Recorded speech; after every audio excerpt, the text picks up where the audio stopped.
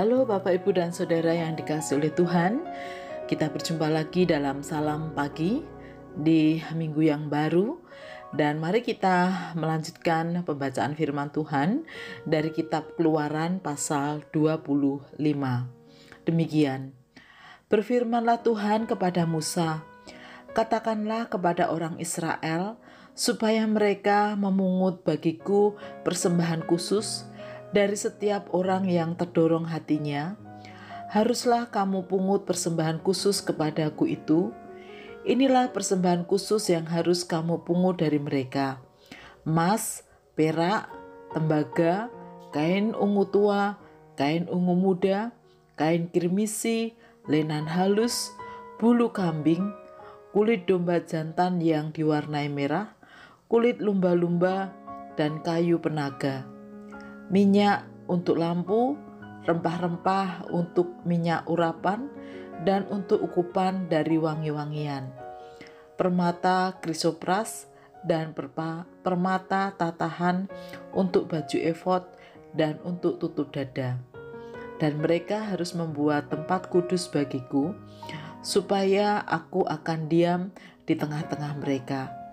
Menurut ukuran segala apa yang kutunjukkan kepadamu sebagai contoh kemah suci dan sebagai contoh segala perabotannya, demikianlah harus kamu membuatnya.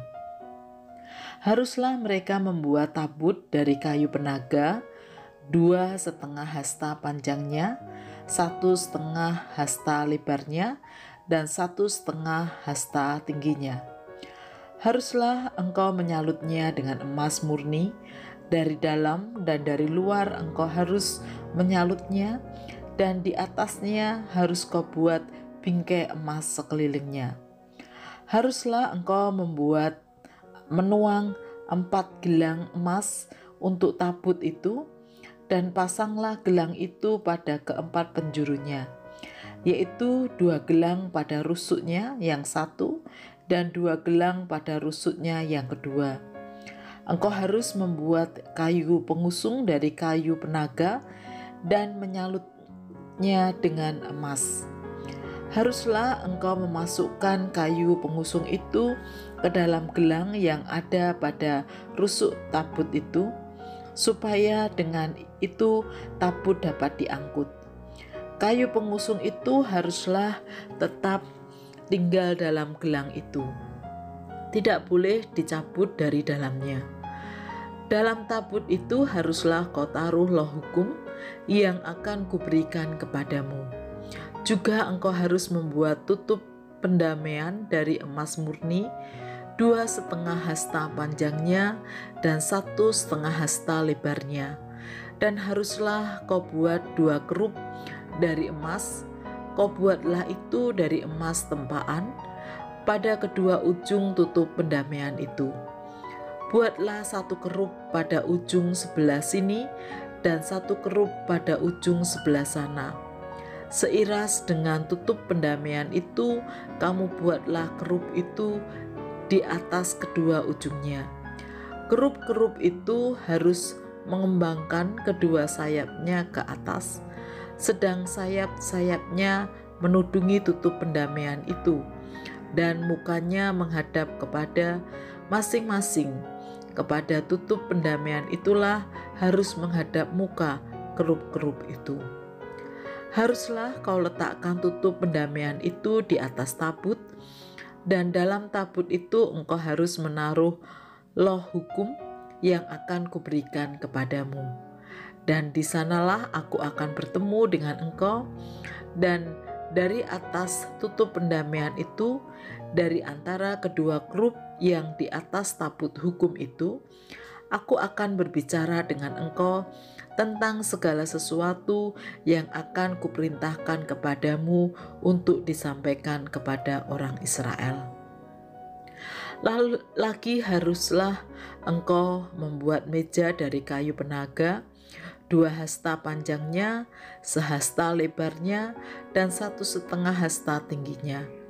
Haruslah engkau menyalutnya dengan emas murni dan membuat bingkai emas sekelilingnya. Haruslah engkau membuat sekelilingnya jalur pinggir yang setapak tangan lebarnya, dan kau buatlah bingkai emas sekeliling jalur pinggirnya itu. Haruslah engkau membuat untuk meja itu 4 gelang emas, dan kau pasangkan gelang-gelang itu ke 4 penjurunya pada keempat kakinya. Gelang itu haruslah dekat ke jalur pinggirnya sebagai tempat memasukkan kayu pengusung, supaya meja itu dapat diangkut. Haruslah engkau membuat kayu pengusung itu dari kayu penaga dan menyalutnya dengan emas, dan dengan itulah meja harus diangkut. Haruslah engkau membuat pinggannya, cawannya, kendinya, dan pialanya yang dipakai untuk mempersembahkan curahan. Haruslah engkau membuat semuanya itu dari emas murni. Dan haruslah engkau tetap meletakkan roti sajian di atas meja itu di hadapanku. Haruslah engkau membuat kendil dari emas murni, dari emas tempaan harus kendil itu dibuat, baik kakinya, baik batangnya, kelopaknya, dengan tombolnya dan kembangnya. Haruslah seiras dengan kandil itu. 6 cabang harus timbul dari sisinya, 3 cabang kandil itu dari sisi yang satu, dan 3 cabang dari sisi yang lain. 3 kelopak yang berupa bunga padam dan pada cabang yang satu dengan tombol dan kembangnya, dan 3 kelopak yang serupa pada cabang yang lain dengan tombol dan kembangnya. Demikianlah juga kau buat ke-6 cabang yang timbul dari kandil itu. Pada kandil itu sendiri harus ada 4 kelopak berupa bunga padam dengan tombolnya dan kembangnya. Juga harus ada 1 tombol di bawah sepasang cabang yang pertama yang timbul dari kandil itu, dan 1 tombol di bawah yang kedua, dan 1 tombol di bawah yang ketiga. Demikianlah juga kau buat ke-6 cabang yang timbul dari kandil itu. Tombol dan cabang itu harus timbul dari kandil itu, dan semuanya itu haruslah dibuat dari sepotong emas tempaan yang murni. Haruslah kau buat pada kandil itu 7 lampu, dan lampu-lampu itu haruslah dipasang di atas kandil itu, sehingga diterangi yang di depannya. Sapitnya dan penadahnya haruslah dari emas murni. Dari 1 talenta emas murni haruslah dibuat kandil itu dan segala perkakasnya itu. Dan ingatlah bahwa engkau membuat semuanya itu menurut contoh yang telah ditunjukkan kepadamu di atas gunung itu. Bapak, Ibu, dan Saudara yang dikasihi oleh Tuhan, mungkin kita akan bertanya-tanya, kok sedemikian detail dan bahan yang terbaik yang harus digunakan dalam pembuatan perkakas-perkakas di kemah suci? Tentu hal itu semata-mata bukan hanya soal pembuatan perkakas-perkakas bagi kemah suci, namun lebih daripada itu, yaitu nilai-nilai atau pengajaran-pengajaran yang akan atau yang disampaikan oleh Tuhan di dalamnya. Karena kemah suci dan perkakas-perkakas yang ada di dalamnya berkaitan dengan Allah yang telah membebaskan dan memberkati umat, maka umat diminta untuk melakukan segala perintah Tuhan dengan ketaatan penuh. Hal itu nampak pada pembuatan perkakas-perkakas secara detail sesuai dengan petunjuk dan memberi yang terbaik.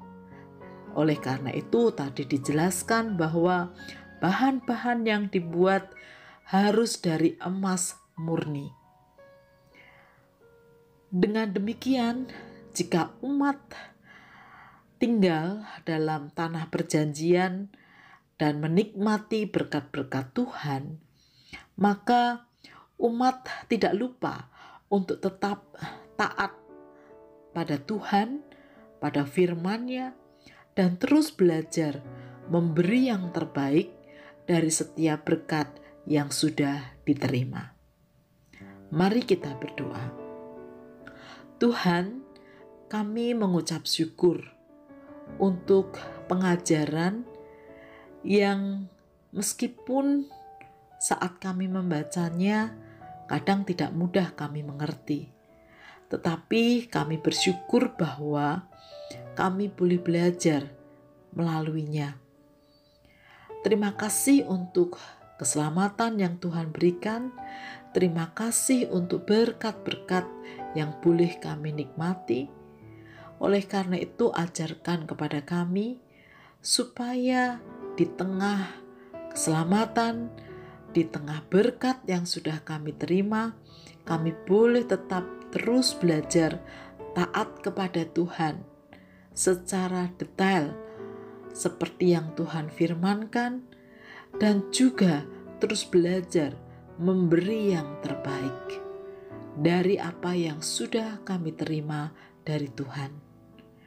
Di dalam nama Tuhan Yesus kami berdoa dan mengucap syukur. Amin.